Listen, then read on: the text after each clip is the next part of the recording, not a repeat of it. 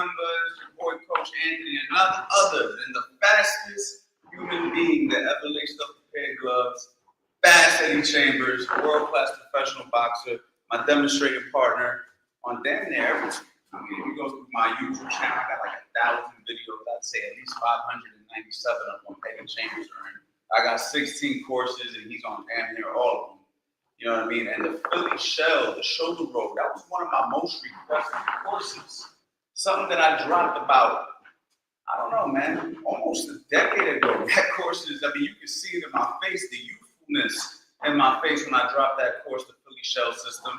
And right now, I do got a Black Friday sale, so if you guys are interested in getting that course, you can go ahead and get it on CoachAnthonyBoxing.com. Black Friday month, I give out a bunch of deals. Another thing, guys, $1 Million Mitts coming out very, very soon. I'm teaching everything I know about mitt work. So for all my mitt holders out there, people who want to learn how to be coaches, people who want to just improve being a coach, I think I can teach a thing or two about mitts, man. Don't let your ego get in the way. There's something that I can teach you. There's definitely something to learn. And I know for a fact, if you let me guide you, I'm going to make you one of the nastiest mitt holders out there. I mean, I ain't got nothing to hide, guys. I'm giving it all away right now. I'm here at CA Boxing Gym, my facility in Florence, New Jersey, that Eddie Chambers helps me coach all my people with. And Eddie, what's your YouTube channel now? Eddie got a YouTube channel also teaching my game. Fight like a pro. Fight like a pro, you know what I'm saying? So you want to learn how to coach like a pro, you want to learn how to fight like a pro, you know where to go. All right, so we're going to talk about the Philly shell, Eddie. And yo, first, before we get into it, this is the pros and the cons of it. So one thing that I noticed about you, Eddie, is when you fought as a professional in your heavyweight fights, I didn't really see you use it much. Eddie was a guy who fought with his hands up very high, but in the gym, I've seen Eddie shoulder roll, drop, pivot, turn, do all types of stuff. What's your mindset? So we can talk a little bit about that because this is a pros and the cons video on why you didn't use it in fights, but why you do use it, and what do you see from a fighter's perspective as the pros and the cons? Well, initially, I got really comfortable with the hands up thing since I was a kid. You know what I mean? So that was always my kind of go-to. So that became my go-to as a professional. But as I got more experienced and learned more things and started to do more, try more things, even in fights, there's a few fights that I had. One in particular was so Mastodon. Did a lot. But a lot of it had to do with the height and range of the fighters I was fighting. If you're gonna fight the Philly shell, which is, requires the shoulders for defense. Sometimes if it's a really tall enough guy, they can kind of get over the top of that shoulder a little bit. I mean, you still can avoid it. I've done it. I've been able to use it, get away from tall guys' shots too, even there. But I just wasn't as confident using it. I didn't really work at it that much too when I was a little younger. Even when I fought Mayweather, there were certain things that I did. I watched a lot of James Thomas, so I love the idea of using the shoulder roll, coming back with the right hand, but I just didn't really feel that comfortable using it. And typically that's why. But in sparring is where I started to get a little more and started to work on things. So I watched film. So I started to watch James Tony a lot closer than just watching him fight, seeing how exciting the fight was, and loving the skills. But I started studying it. And then once I started studying it, I became a little more confident with it, a little bit more wise to it. Then I would use it a little more. Like even in my recent fights, I had one fight. It's not something to talk about, but I use a little bit of the remnants of it. And now going forward, if I was ever to fight again, which I'm probably not going to, just to be honest, I would still be using it, probably even more. It just depends upon the opponent and what they do. And also, real quick, man, for a lot of guys out there, man, you got a lot of old school trainers and a couple of trainers that will say that the shoulder roll and the Philly shell are two different things. So I just want to be clear. I like to say the Philly shell, especially for internet purposes, because that's what I notice a lot of people will refer to the shoulder roll as. So you got like the shoulder roll, people call it the Philly shell. I've seen people call a guy who just has his hands like this the Philly shell, which that's not the case. That's just keeping your lead hand low. But the Philly shell, what I would say is the shoulder roll is one piece of the Philly shell. Okay, so when we're talking about a complete system of it, there's more that goes into it. But the shoulder roll is the main line of defense for the most part in this particular style when it comes to shots coming to the chin. For the most part, I mean, you got guys that will bring their arms like this, guys that will do this. You see what I'm saying? This right here protects the body. Right, so let's go ahead and show them the stance. Let's get started with the stance real quick. All right, so Eddie will get into the shoulder roll stance, which will be, for this video purposes, the Philly shell. And as you can see, he has the bar right across the stomach, right? So that right there presses up against the elbow, okay?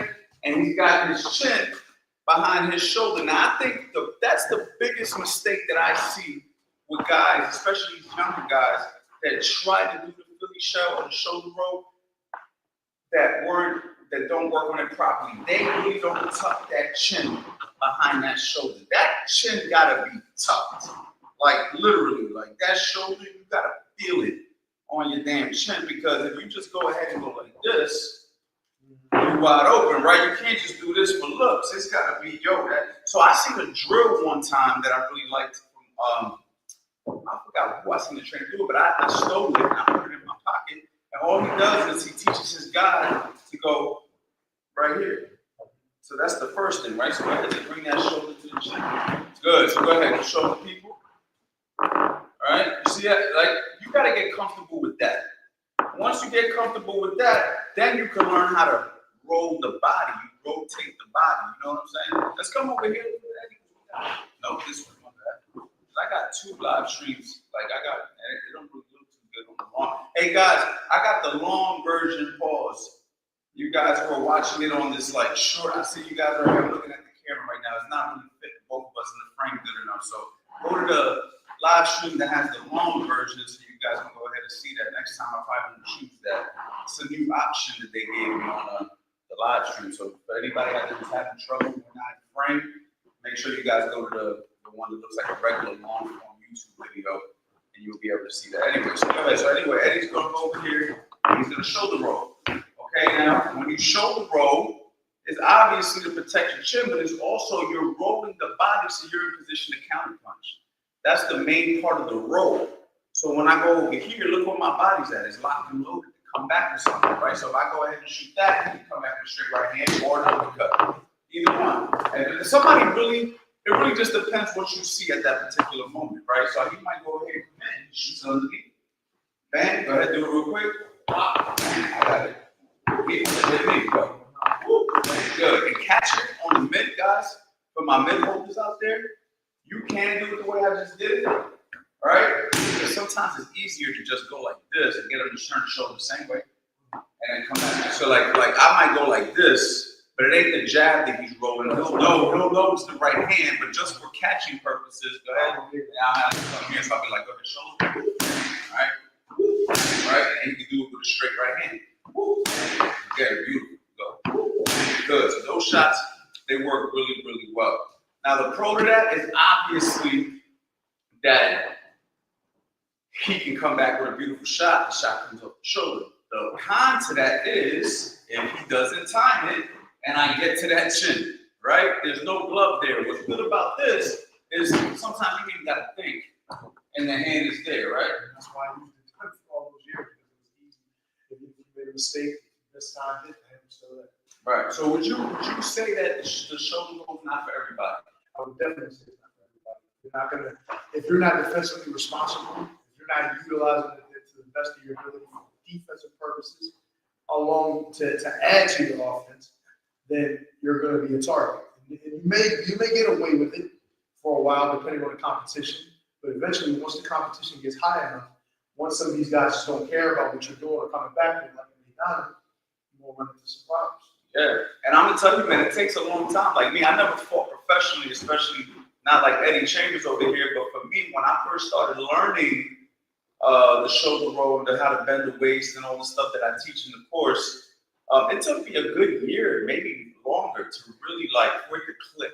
I remember I was being taught it and I was working on it, but I was never using it in sparring. When it was time to box, I would always revert back to what I knew. And then it was like one day I just woke up and I got through a jab and I was like, ooh, ooh, ooh. I'm like, oh shoot, it just came out. You know what I mean? And it was like, I was like, I'm starting to get it. And then I started to use it, and I started to really feel confident with it and confident enough to teach it to people because I felt like I owned it because I started to actually pull it off against some decent guys. So but that took me, no lie, at least over a year of just learning it.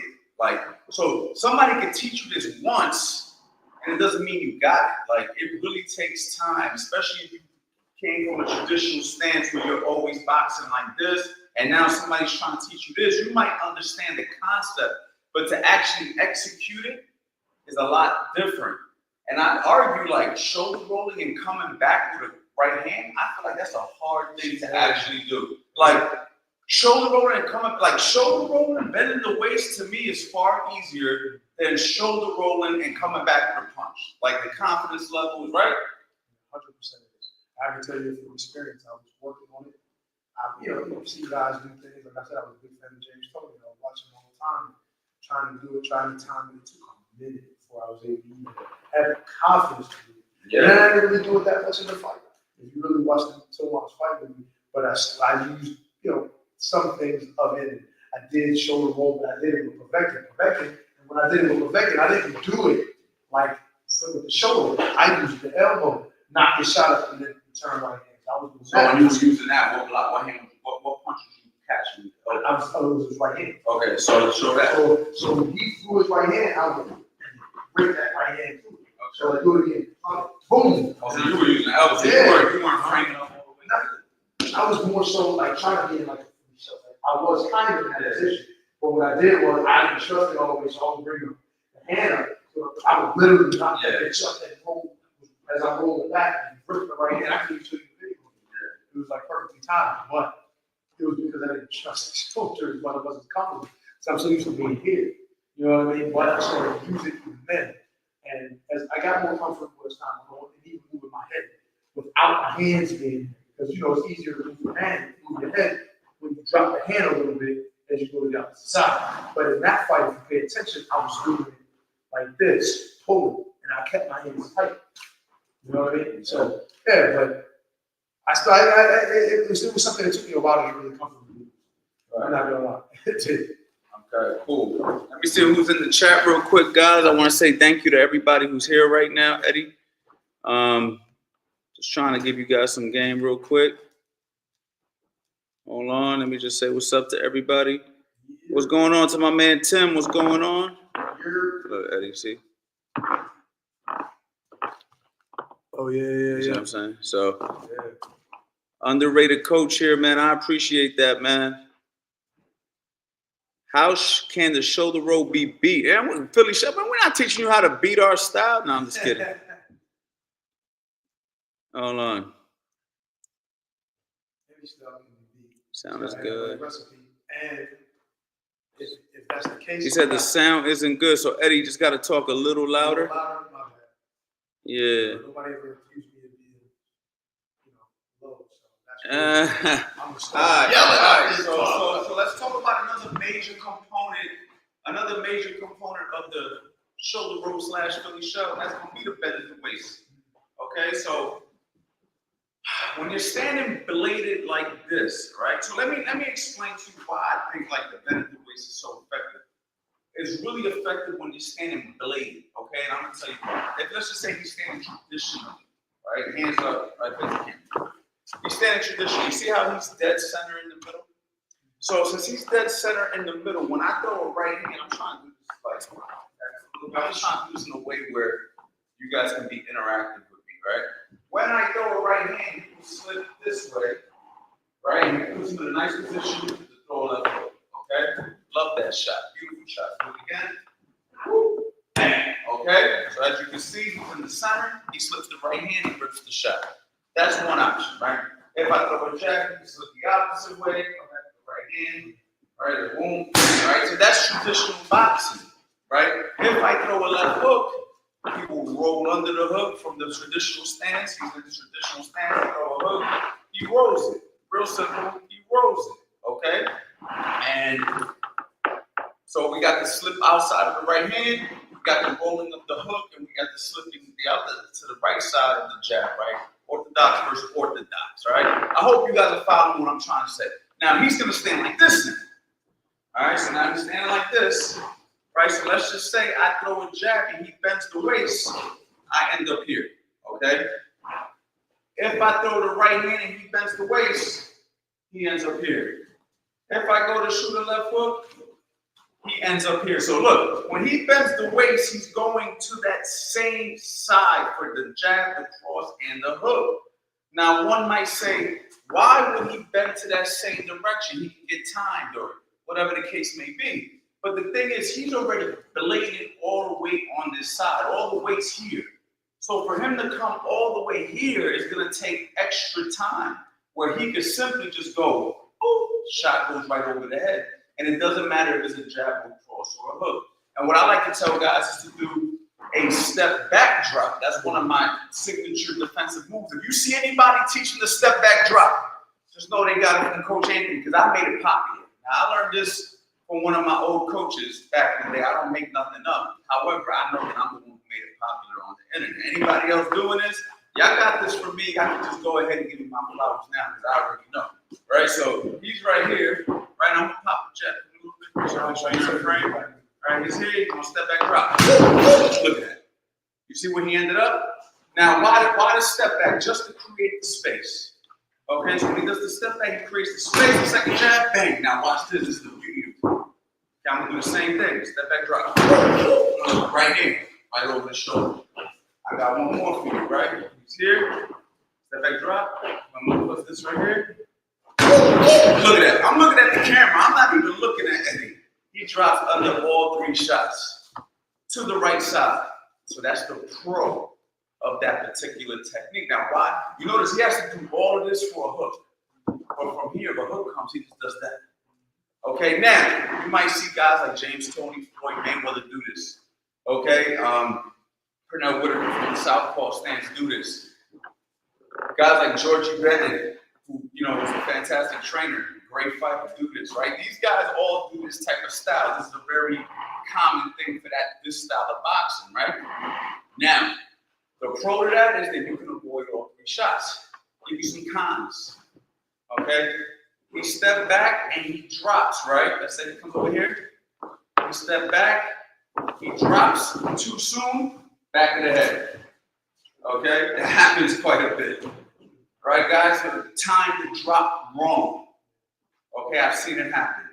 Another thing that can happen too, also another con, when he drops on the right hand, he eliminates the left hook counter to the body because he tilted to the right.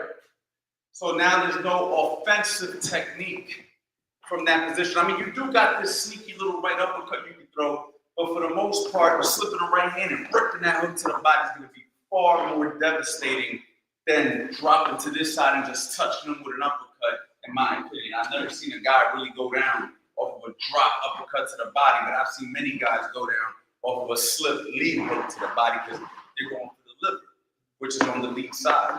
I mean, no, not for orthodox. The orthodox is on the rear side, but it's on the rear side, and if you're fighting a southpaw, it's on the lead side, so it's going to be on this side every single time. You understand what I'm saying? Because the southpaw leads with the liver, you know what I mean? So you got that, okay? And same thing with dropping on the hook. When you drop on the hook to this side, you're in a good defensive position, but again, the same idea. Now, he could, like I said, shoot that little sneaky uppercut. You can touch down there. Don't get it twisted. You can still do something, right? But if he was to roll under a hook from a traditional stance, come back with that right hand, bang. You see, that's a big, powerful right hand he can bring upstairs. Or, you know what I mean? Or he can even roll under the drag. I see what he's doing. He can bring the drag shot from a traditional stance. So there's offensive things that you can do from this position a little bit better than this. I always tell guys, when you're standing like this, you're more in a counter-punching, defensive posture, right? I tell people there's three positions, pause, in boxing, all right? Three positions in boxing, all right? You got traditional in the center, right? And you got what we're talking about here, where everything's in that back leg. And then you got the lead, right over the lead leg, right? Those are the three positions. From the center, everything is balanced. Everything is balanced, right? Boom, boom, boom, boom, boom. Counter punching can happen. It's a little different. From here, right? You got a little bit more defensive, you're a little bit slicker, you got your check hooks, you got your bending, you got your pivoting, much more slicker, more of that East Coast slick boxing style, American style. And then when you get over here, you're looking for something big on the lead side, whether there's a hook to the body, you know what I mean? So those are the three positions. So when you're boxing out of that Philly shell, it's considered a defensive style for a reason, because you're in that defensive posture. You know what I mean? Anything you want to add to that? No, I mean, that's all I always say. But the shell is more defensively responsible, requires you to be more defensively responsible. Think about even the idea that the shoulder is a defensive tactic to use, it requires defensive responsibility. If you're not thinking of being responsible, then the shoulder could just be hanging. You know what I'm saying? And you could just be standing high and not being in the right position. And those are the ones who don't know how to do it properly. So you see guys like Floyd Mayweather, dare I say even Adrian Broner, even at times he has made that style really potent. Adrian Broner is one of the guys too, if you talk about that he. Yeah, you're good. I'm just checking the comments. He was one of the guys who, don't get me wrong, he was great, especially in his prime, he was great, but he made a lot of mistakes with it. And when he fought with Donnie, he kind of all rose to the top. You know what I mean? But you see guys like James Toney who utilized it, and guys like that. And of course, you see, even now this is crazy. With James Toney, you could see it as a defensive style, but he actually turned it into an offensive. Hey guys, are you guys only having a problem hearing Eddie, or you having a problem hearing us both? Let me know, because I'll have this fixed by the next No Days Off. I just want to know. Let me in the comments. Talk a little louder, Eddie, because some people's talking about the sound. Sounds bad. Well, anyway, like I said, with James actually turned it into not only a defensive-oriented style, but he made it offensive. You know what I mean? He used some of those tactics that he learned from Bill Miller and different guys like that of how to get to the left side, even utilizing the Philly shell. So, man, it was just fun to watch. Yeah, man. Shout out to Tony Jeffries in the building. Oh, Tony Jeffries, shout out. Listen, one thing about Tony Jeffries that I respect so much, besides all his accomplishments as a amateur boxer, we already know he fought for the bronze, and man, the way he just took his YouTube channel to a whole nother level. I remember when Tony Jeffries had like freaking 2,000 subscribers, he hit me up and said, Coach Anthony, let's do a collaboration. I was open to it. I said, yeah, let's do it, but I guess life gets busy. It's 23 hours. Next thing you know, this guy got like 100 million fucking subscribers on like 10 different channels, man. So big shout out to Tony Jeffries, man. He's an inspiration when it comes to YouTube boxing coaching, especially to me, because I watched him come up. Eddie Chambers now starting his own YouTube channel. Maybe you can give us some tips, Tony. Help us out, man. We're trying to make it, man. Yo, shout out to Tony Jeffries, man. So anyway, let me continue what we're doing.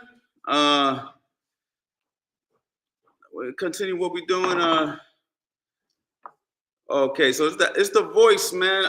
Okay, listen, guys. I could try to fix this right now. Let me try to fix this right now, guys. Give me 1 second. Everybody's saying it's like a little voice deal situation, man. So we're gonna have to redo this live because I think it's one of our better lives. And people talking about the voice real quick. Give me 1 second, guys. Let me get this fixed. I don't know why the voice is doing that this time and not last time, but give me 1 second, guys.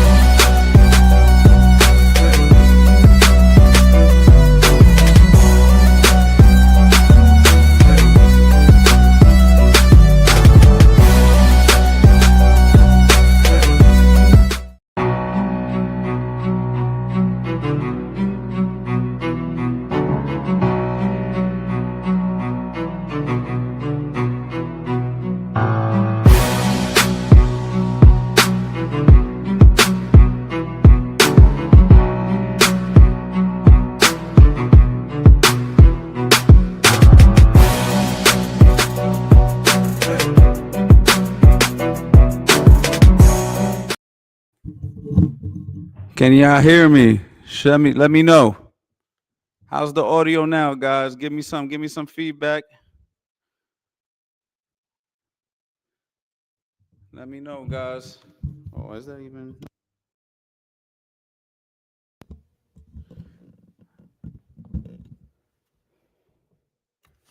Let me know, guys, if the mic is working. I don't see nobody talking. That's not a good sign. Yo.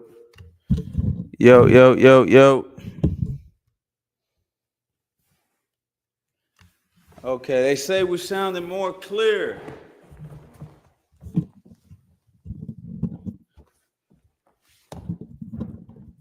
Pause.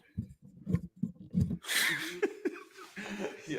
Can y'all hear me? Let me know in the chat, guys, if you guys can hear me. Oh, yeah. Okay, audio good. Audio good. So where was we at, Eddie? We was talking about. You talking about the bend at the waist? Wasn't it? I don't freaking remember. Okay, we were at. Somebody talking about no, not good, bro. This is frustrating me, man. All right, more people are saying good than not good, so I'm gonna roll with the masses. I'm going with the masses. Going with the masses, guys. All right, so people are saying way better. Okay, I'll take that. Anyway, so where the hell were we at? That's a good question. Where the hell Where were we at, y'all? Before I messed up with this, I apologize about the audio situation, guys. We saw Tony Jeffries on. Yeah, Tony Jeffries got us so excited, Paulus, that it was like we got distracted. Like, this is crazy. Like, this is crazy. All right, so anyway, so those are the pros and the cons, the different positions that you're in. The shoulder roll, the Philly shell is more of a, at least from what I like to look at it as, is a counter-punching, slick style of boxing. Yeah, that's what we were on. Right? Yeah, it's a counter-punching, slick style of boxing. Now, maybe some of these guys who do like, you know, like the cross arm and stuff may argue that, hey, man, you can be aggressive with this and you know what I'm saying, do stuff like this and come up with hooks and stuff like that. I don't necessarily know if I'm calling that the Philly shell. I guess some people may. That's up for debate. But when I say the Philly shell, just know I'm talking guys like Floyd Mayweather. I'm talking guys like James Toney. I'm talking those type of guys. Now you got guys like Evander Holyfield. They use the pieces of it, and you can have some old school guys that say that's the real Philly shell. So, you know, guys who did the Archie and stuff like the Archie Moores of the world, like so. Hey man, we're just teaching you boxing technique. You guys take it for what it's worth. You guys have an idea of what I'm talking about, okay? So obviously, we already know the pros. So the pros is very slick defensively, great for counter-punching. The cons, being offensive with it, you're missing out on certain opportunities that you're gonna have to eventually change your position in order to get those shots off. You're not gonna be able to stay like that the whole entire time if you're looking to be offensive with it. And you are vulnerable for right hands. Let's just be honest. You're vulnerable for right hands. Like the right hand is the number two. Jabs too. Depends on where you put it. Like the little space that you get right here. Even though that may be like, it's not much. You can deal with it. You might even be able to shoulder roll that too. It's still a jab. That still can start something. Okay, so I like that. I like that. So you're leaving some holes. You are leaving some holes, obviously, because this is a reactive style. Right. This is a reactive style. This isn't everything's in place and you're just gonna catch it. This is reactive. You gotta have good reflexes. That's why like athletic fighters do best with this style. If you are an athletic fighter with good coordination, good reflexes, good technique, things of that nature, you're gonna be able to pull this off. Guys that are a little bit heavy-footed, guys that are a little bit sloppy but strong, maybe this isn't the best approach to you. You may want to work on something a little different, work on your strengths. Boxing has a way of bringing out your true identity self. You know, like if you're an aggressive person, chances are you'll be an aggressive fighter. If you're a thinker, chances are you're going to be a thinker in the ring. If you are athletic, chances are you're going to show true athleticism. If you're a bully, chances are we're going to see a bully because when things get tough, we're going to see the bitch come out in you. You see what I'm trying to say? That's a fact, okay? Because I've seen it many, many times. And then you're gonna have the tough guy that is unfortunately not athletically gifted, and he's gonna be willing to show you how tough he is, but he just can't pull it off because he doesn't have the natural attributes that it takes to be a world-class fighter, but he's gonna fight his ass off and do the best thing he can. We're gonna see all these different personality traits in boxing. Okay, so am I right or wrong? 100%. I mean, how many guys have we seen where we're like, damn, that motherfucker can take a beating. Damn, that motherfucker's tough, but he just don't got everything else. You know, I had an interview I did with Fight Hype one time. They were interviewing actually about skills. And I said, bro, skills ain't everything in boxing. If it was about skills, the whole East Coast would have a world championship because motherfuckers from Philadelphia to New York City, I could bring 100,000 motherfuckers in here that could fight. But they ain't world champions because it takes more than just skills to be a world champion. You need to have it all. The intangibles, the discipline, the opportunity. Like, it's just a lot. There's just a lot of things that have, stars have to align on top of every other attribute for you to be a world champion in boxing. You see what I'm saying? So, yeah, that's where we're at, guys. I hope we're bringing value. If we're bringing value, please press the like button, share this with somebody, and hopefully the audio's better. I'm going to read the chat now. Any questions you got, we'll open up a Q&A now for a few minutes, and then we're going to slide because obviously we do no days off November every single day for the month of November. So I can see you guys right now. Hold on.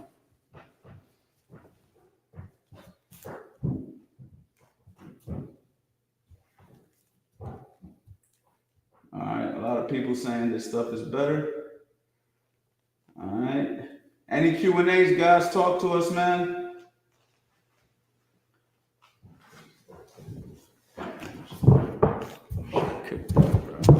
Yeah.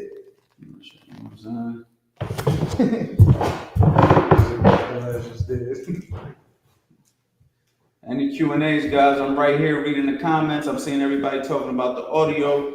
I don't see too many questions, but It's probably better now. That was probably the whole thing. Audio's pretty good now. Well, it's obviously good now. all right. Somebody said tips on avoiding the right hand when getting hit too much. I'm gonna give you guys a good one right now. You ready? Watch this. This is how you avoid the right hand when you're getting hit too much. Bring your left hand. There you go. Yo, you know what's funny? Everybody, and one of the biggest issues, and this is one of the biggest difference between Floyd's and Broner's was that he understood when things got to the point where he couldn't catch the right hand the right way with the shoulder, he had to bring his damn left hand. He always did whatever he needed to. Yes, he fought predominantly out of his position, you know, mostly. But when it got to the point where he was not timing it properly, like when he fought Shane, he started bringing that left hand. You know All right, so one more time in case you forgot. Yeah, hit with the right hand. Problem solved.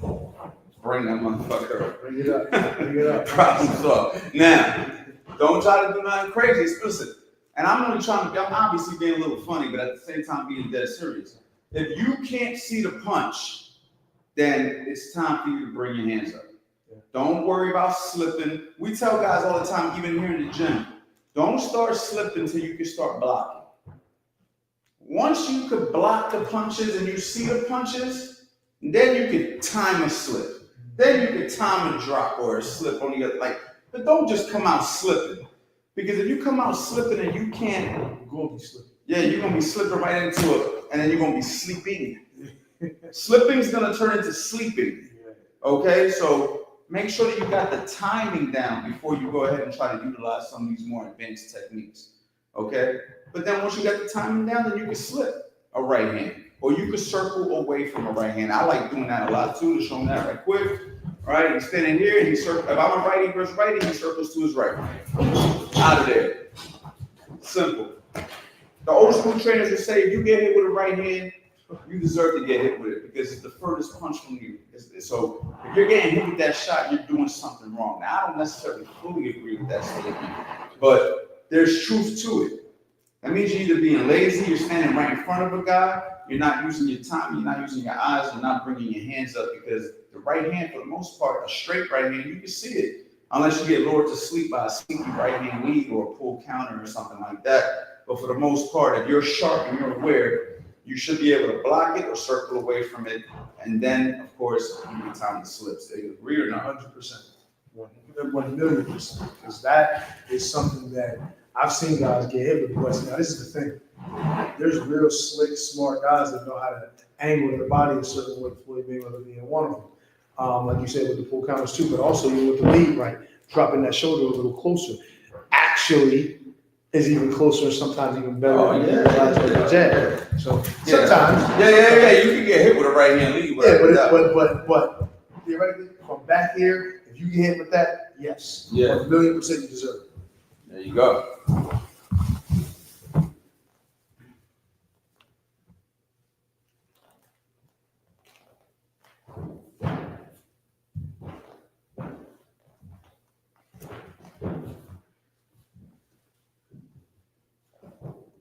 How to set up a jab counter or easy way to counter a jab. How to set up a jab counter. I'll give you one real quick. This is in my course, How to Set Traps and Counter Punch. This is on my How to Set Traps and Counter Punch course. Okay, it's real simple. You give a target, you take it away. I'm gonna throw the jab. His hands are gonna be up. Everything's gonna be traditional. And when I throw his jab, he'll slip and throw his jab. No, he'll slip and throw your jab at the same time. Oh, okay, I see. No, slip and throw your jab. Oh, damn, oh shit. I say you're here. Yeah, right. Yeah. Bang. That's it. Look. All right. We'll do it one more time. Bang. All right. So the key to this is I have to think that I'm gonna land the jab, and I have to forget that he's gonna throw his jab. So he's here. I'm thinking things asleep, and bang. Okay. So it's just like almost like you're jabbing to the body, but you're slipping here, but you're just doing it right upstairs. But if you do it too soon, if you drop too soon, I kind of have an idea what you're doing. Even though you can still maybe get it off, I think it's a little bit better when you give that target and whoop, it just comes right there. Whoop, good. You can also do a pull counter jab. So he can like pull and then jab. All right, everybody talks about the pull counter cross, but a pull jab can work as well. You know what I'm saying? Just rock back and bang, it's the closest hand to the target. Right. You feel what I'm saying? Another way to counter a jab is I throw the jab, he catches it, and then he shoots immediately after I catch. Oh, that's a good one. The reason why that's good is a lot of guys admire their work, throw the jab and bang, there goes the return. You're not expecting the return. And you'll be surprised how much that one works. It sounds like one that shouldn't work that easily. It works probably the best out of the three. Ain't that crazy? Yeah. Probably the last one we just gave you probably works the best out of the three from my experience. You know, someone throws a jab, they think they're done. Pop, nope, I got one for you. You know what I mean? So try those out in your training. Mike, you know what? I even got one more that I used to use a lot, but I ain't gonna say. I'll let it go. We'll save it for another time. As a guy who's committed to Muay Thai, would you adopt my forward pressure and weather tactics? I don't know what you mean by weather tactics for boxing. I do stand a bit more upright just because it's what I have to do, but I'm not afraid of hits. I guess like you mean by weathering, like say it's a storm, punches or whatever, and he comes forward. I guess it just Yeah, I mean, look, bro. We all know that you're not afraid to get hit, but that doesn't mean you should, right? So that's one thing. I'm not gonna say fighters aren't afraid of getting hit, but most fighters, when they get in the ring, we accept the fact that we're gonna get hit. Right? I think every fighter should accept the fact that we're going to get hit at some point. Every time I've ever gotten in the ring, I've accepted it's a good chance I'm going to get hit. Right? I don't want to. I try to avoid it, but it's probably going to happen at some point. So you got to be okay with that. So we get that. But don't fight like that, because what happens is you have a short career because you take a lot of punishment. I do think that the Muay Thai, I don't think that it has anything to do with the Muay Thai style. I just think you have to learn to adapt it to boxing. You know what I mean? Standing straight up and stuff like that might work in Muay Thai. I know you guys don't like to slip a lot because you may slip into a kick or you may roll into a knee. Right. I understand that. I've been around Muay Thai, so I understand that. You guys stand more square because you got to check the kick. See, Coach Ant know a little bit.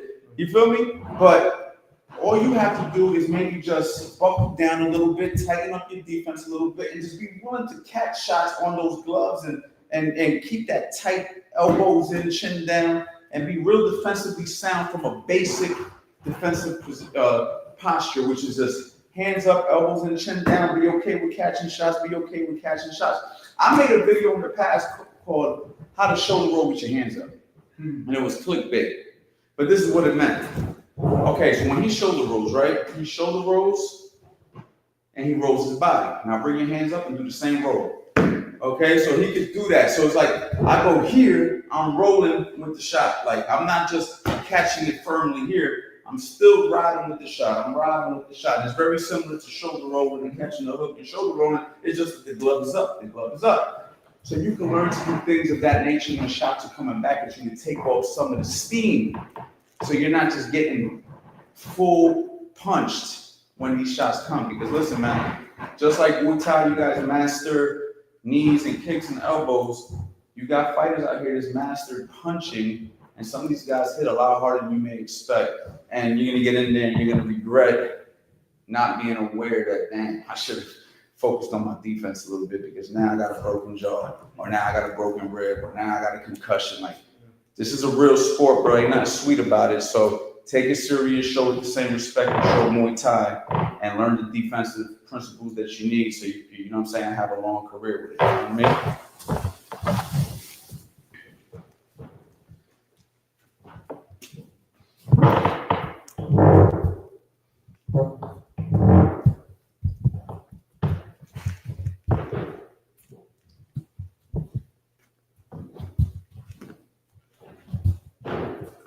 Love from India. Love to you, man. I love India, man. One of my favorite places in the world.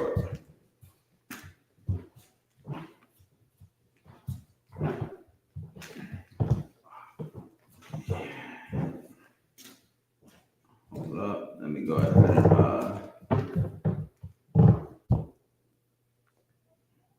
So, guys, real quick, I'm going to go ahead and put this in the chat. You guys know I'm coming out with a mitt work course, $1 Million Mitts. It should be out very, very soon, guys. I'm talking about we counting down. We're ticking down the days of $1 Million Mitts. I'm going to be teaching everything I know about mitt work in this course. Okay, this is going to be super exciting for me because for a long time I've coached nothing but boxers, but now I'm coaching the coaches. And I'm coaching the up-and-coming coaches and the personal trainers and the people who want to get nice. We're a set of mitts. I'm going to teach you everything. Eddie Chambers is in there demonstrating all the techniques with me. And we got more. We're giving more. I'm giving a lot, guys. What I'm giving in this course, man, really, I should be charging. Listen, y'all shouldn't even be able to afford it. But let me tell you something. You're going to make your money back because whatever you spend, you best believe once you get nice with these, people are going to be hiring you. And you're going to be making a whole bunch of money with the skill set that you learned. So get ready for that. Join that waiting list because everybody on that waiting list is going to get first dibs and you guys are going to get the best price because I promise you, once this thing picks up and I raise my price, I ain't going back down in the price, okay? So make sure you guys get on that waiting list, y'all. I'm telling you, you're not gonna be disappointed. You guys been watching me and teaching now for over a decade. I got over 1,000 videos on YouTube. I got 16 courses on CoachAnthonyBoxing.com. You guys know I don't bullshit you when it's time for one of these drops. I haven't dropped nothing new in 2 years. Okay, so anything that I drop, I make sure that I bring quality to it. Okay, so you guys are gonna be more than blessed. Get on that waiting list. Let me lead you guys to help some of my guys out there pay this forward so I can show you what a great career I've had as a coach, at being a coach. Okay, this is my second gym. Okay, I got a 312,000 subscribers, on YouTube. I got a big social media following, and it all started by people getting the attention of my mitt work. Okay, so this is why I want to give back. Because there's a young guy out there or a trainer out there who feels like if they just learn how to hold these the right way, they can come up as well. You feel me? So I got you guys, man. Make sure you get on that, and make sure you guys go check out the website, CoachAnthonyBoxing.com. That Black Friday sale will be starting, guys. 1 second.